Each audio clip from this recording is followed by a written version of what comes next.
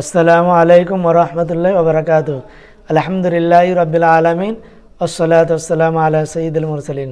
সম্মানীয় শ্রোতা মণ্ডলী, আশা করি আপনারা খুব ভালো আছেন। আপনাদের দোয়ায় আমিও খুব ভালো আছি।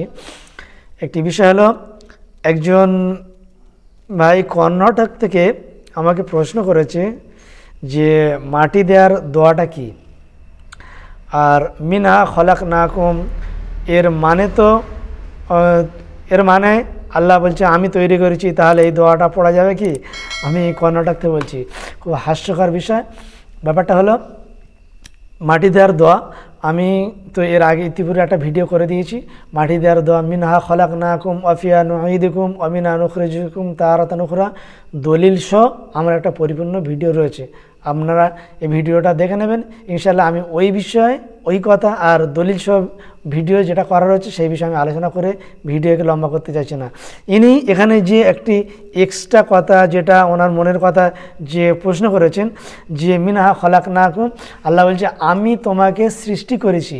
খুব মজার বিষয়, বিষয়। আপনারা একটু ভালো করে বুঝবেন, তাহলে বুঝতে পারবেন। আল্লাহ বলছে মিনহা খলাকনাকুম, আমি তোমাকে এই মাটি থেকে তৈরি করেছি। এবার ওনার প্রশ্ন হলো, এই যে ভাই কর্ণাটক থেকে বলছে, ওনার প্রশ্ন হচ্ছে যে আল্লাহ বলছে আমি মাটি থেকে তৈরি করেছি, তাহলে আল্লাহ যেখানে বলছে, তাহলে বান্দা মাটি দেওয়ার সময় ওই দোয়াটা কি করে বলবে? তাহলে বান্দা যদি ওই মিনহা খলাকনাকুম বলে, তাহলে বান্দা বলতে চাইছে যে আমি মাটি থেকে তোমাকে তৈরি করেছি। কথাটা একটু জটিল হলেও, জটিল হলেও একটু ভালো করে বুঝতে পারবেন। আল্লাহ বলছে মিনহা খলাকনাকুম, আমি তোমাকে মাটি থেকে তৈরি করেছি। এখন কোনো ব্যক্তি মাটি দেওয়ার সময় যদি ওই দোয়াটা পড়ে, তাহলে সে বলতে চাইছে যে আমি তোমাকে মাটি থেকে তৈরি, মানে বান্দাকে তৈরি করেছে। এই ভাইয়ের প্রশ্ন। সেই হিসাবে সেই দিকটা লক্ষ্য করে উনি বলতে চাইছে তাহলে এই দোয়াটা পড়া যাবে না। আমি ভাইয়েরকে বলছি যে দেখুন, যদি কোরআনের আয়াত নিয়ে আপনি ওই রকমভাবে প্রশ্ন করেন যে আল্লাহ বলেছে মিনহা খলাকনাকুম, আমি তৈরি করেছি, বান্দা যদি ওইটা বলে, তাহলে আল্লাহর জায়গায় বান্দা দাঁড়িয়ে যাচ্ছে, এটা আপনার কথা সারমর্ম।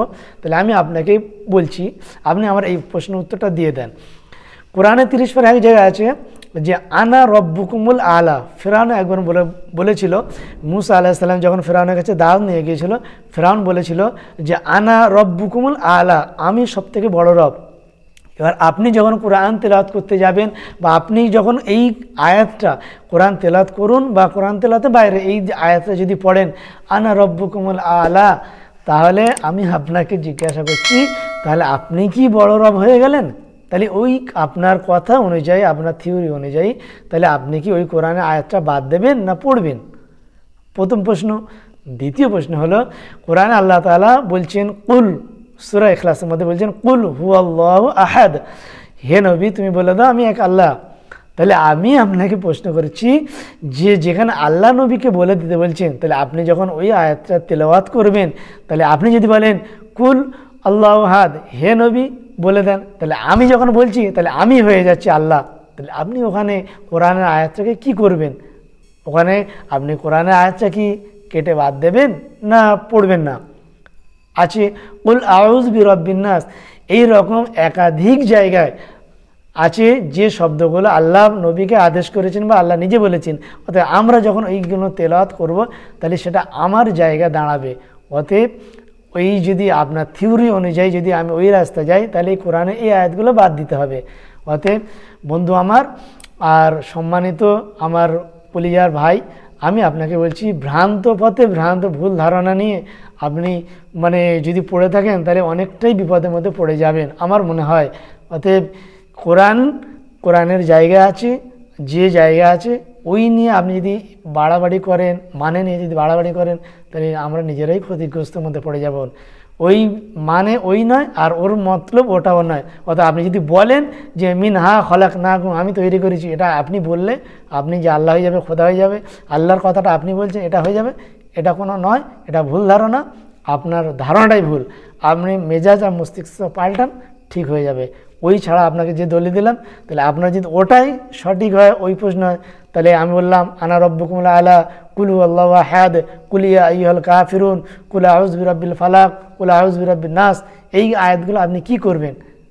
সমস্যায় পড়ে যাবেন বন্ধু আমার। অতএব আপনি এই চক্রে না পড়েন।